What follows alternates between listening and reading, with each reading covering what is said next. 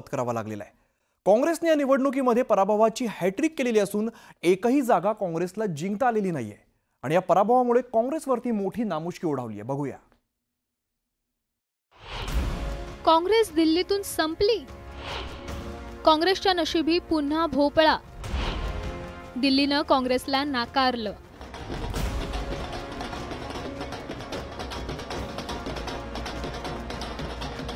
दिल्लीत तब्बल 27 वर्षांनंतर भाजपचं जोरदार पुनरागमन झालंय।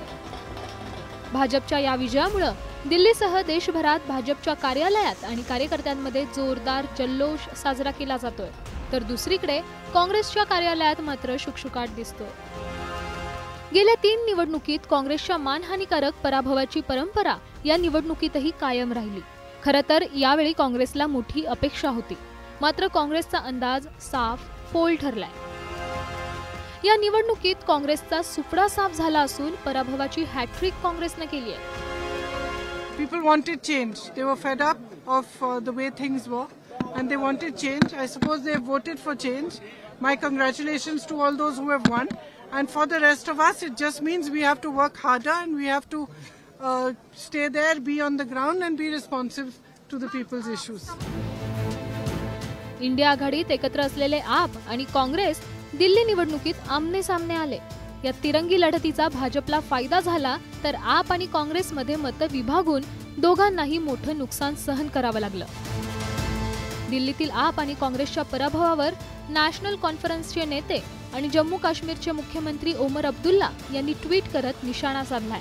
आप लढो आपस में अशा शब्दात एका ऋषीचा व्हिडिओ पोस्ट करत ओमर अब्दुल्लांनी आम आदमी पार्टी आणि काँग्रेसला टोला लगावलाय। इंडिया आघाडीत असून एकत्र न येता परस्परांविरोधात लढल्याचा फटका दोघांना बसल्याचा सूर व्यक्त केला जातोय। हमको भारतीय जनता पार्टी की हराने के लिए, सत्ता से दूर करने के लिए आप भी लड़ती है, कांग्रेस भी लड़ती है, लेकिन अलग अलग लड़। अगर एक साथ होते तो दिल्ली का नतीजा डेफिनेटली पहले 1 घंटे में ही बीजेपी की हार सुनिश्चित हो जाती। दिल्ली हा काँग्रेसचा एकेकाळचा गड होता। शीला दीक्षित यांनी दिल्लीचा गड मजबूत केला होता, मात्र 2012 मधील जनलोकपाल आंदोलनात आणि भ्रष्टाचार विरोधातील आंदोलनाच्या लाटेचा फटका शीला दीक्षितांच्या नेतृत्वाखालील काँग्रेसला बसला। या निवडणुकीत काँग्रेसला जो फटका बसलाय त्यातून काँग्रेस अद्यापही सावरलेलं नाही। सलग 3ऱ्यांदा झालेला पराभव हा काँग्रेस कार्यकर्त्यांचं मनोबलाचं खच्चीकरण करणार आहे। कांग्रेस पार्टी तीसरी बार 0 पे आउट हुई है। पूरे देश में कांग्रेस पार्टी वेंटिलेटर पे है, लेकिन दिल्ली में कांग्रेस पार्टी मर चुकी है, बस उसका श्राद्ध होना बाकी है।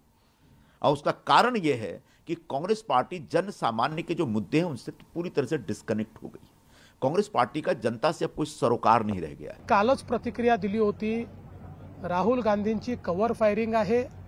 त्यांना हे लक्षात आलेलं आहे की दिल्लीमध्ये त्यांना काही मिळणार नाही, त्यामुळे आधीच राहुल गांधींनी हारल्यानंतर काय त्या ठिकाणी बहाणे सांगायचे याची तयारी काल करून ठेवली। असं आहे, कोणत्याही पक्षाचं पानिपत जागं असं मी म्हणणार नाही। हे जैसा कर्म करेगा वैसा फल देगा मतदार। त्यांनी ज्या पद्धतीचं कर्म केलं तसं मतदार फळ देतोय।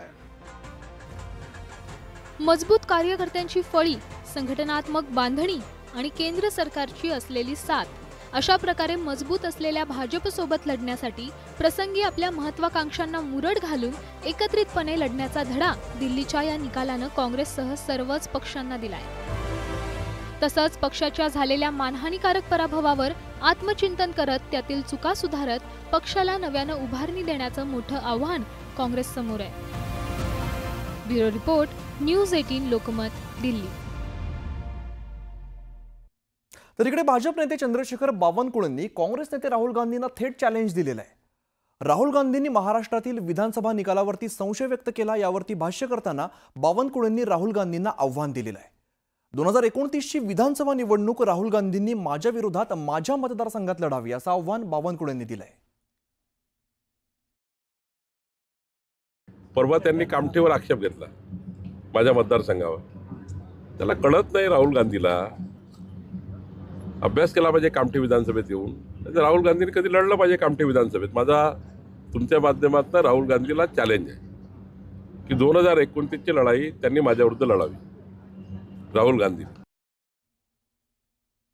तर दिल्ली विधानसभा निवडणुकीमध्ये जायंट किलर ठरले ते म्हणजे भाजपाचे परवेश वर्मा.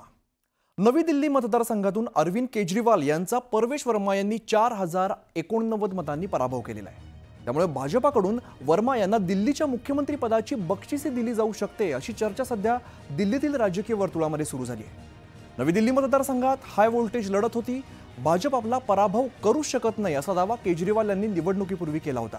पण वर्मा यांनी केजरीवालांच्या विरोधात निवडणूक लढवत त्यांचा दारुण पराभव केलेला आहे. त्यामुळे वर्मा यांच्या नावाची जोरदार चर्चा सुरू झाली आहे. या विजयानंतर भाजप कार्यकर्त्यांनी जोरदार सेलिब्रेशन केलंय. दरम्यान मुख्यमंत्री पदाच्या शर्यतीत वर्मांचं नाव येतंय. त्यांच्यासह दुष्यंत गौतम, रमेश बिधुडी यांचं सुद्धा नाव आघाडीवरती आहे. पण आजच्या विजयानंतर वर्मा यांनी सर्वात आधी गृहमंत्री अमित शहा यांची भेट घेतलेली आहे. तर दुसरीकडे दिल्लीतील सत्ता स्थापनेसंदर्भात अमित शहा, JP नड्डांच्या नेतृत्वात येत्या 2 दिवसांमध्ये भाजपाच्या वरिष्ठ नेत्यांची महत्त्वाची बैठक पार पडणार आहे. याच बैठकीमध्ये CM पदाच्या चेहऱ्याबाबत निर्णय होणार अशी माहिती सूत्रांकडून देण्यात येते. प्रधानमंत्री जी के साथ में चलकर काम कर पाएगी. हमें उनका 10 साल से साथ नहीं मिल पा रहा था, दिल्ली में कोई काम नहीं हो पा रहा था. मगर ये जो सरकार बन रही है दिल्ली में, ये प्रधानमंत्री जी के विजन को दिल्ली में लेके आएगी. तो मैं प्रधानमंत्री जी का धन्यवाद करता हूं कि उन्होंने अपना समय दिया और मैं ये जीत का श्रेय प्रधानमंत्री नरेंद्र मोदी जी को देता हूं.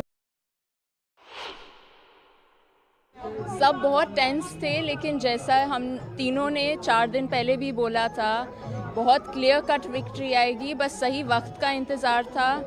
दिल्ली वाले समझ गए कौन उनका मजाक उड़ा रहा है, कौन उनकी भावनाओं के साथ खेल रहा है. इस बार दिल्ली ने झूठ को विक्ट्री नहीं दी.